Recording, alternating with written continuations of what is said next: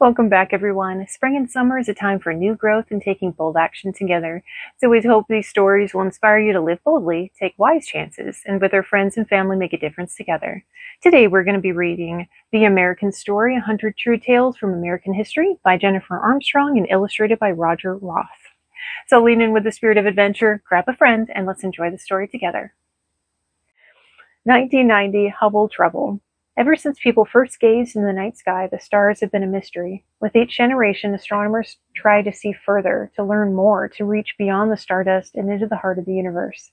They placed giant telescopes in mountaintop observatories using powerful instruments to find the answers they sought.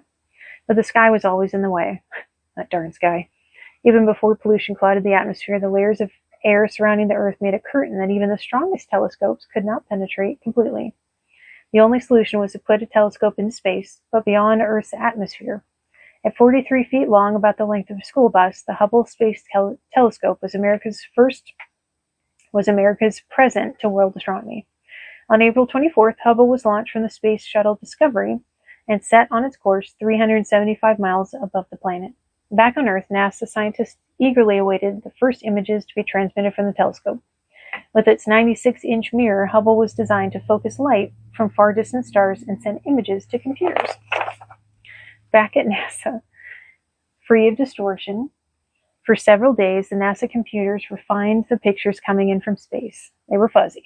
The Hubble team was crestfallen. NASA was appalled. Headlines around the world jeered the Hubble was in trouble. Embarrassed, frantic, the astronomers scrambled to understand what had gone wrong. At last, the flaw was discovered. Hubble's giant mirror had been manufactured out of focus. High-speed computers could fix some of the fuzziness, but the whole point of the telescope was to have fuzz-free pictures. With billions of dollars already invested in the Hubble program, there was no way to abandon the telescope like a piece of space junk. The only thing to do was to send a team of astronauts up there to fix it. The Hubble needed a corrective lens, just like a nearsighted person. Or just something. This time there could be no mistake, no slip-ups, no excuses. For 3 years, NASA and the repair team planned and practiced simulating the repair with models. The astronauts would have to fix Hubble while floating in space outside the shuttle. So they practiced underwater to get used to the sensation of weightlessness.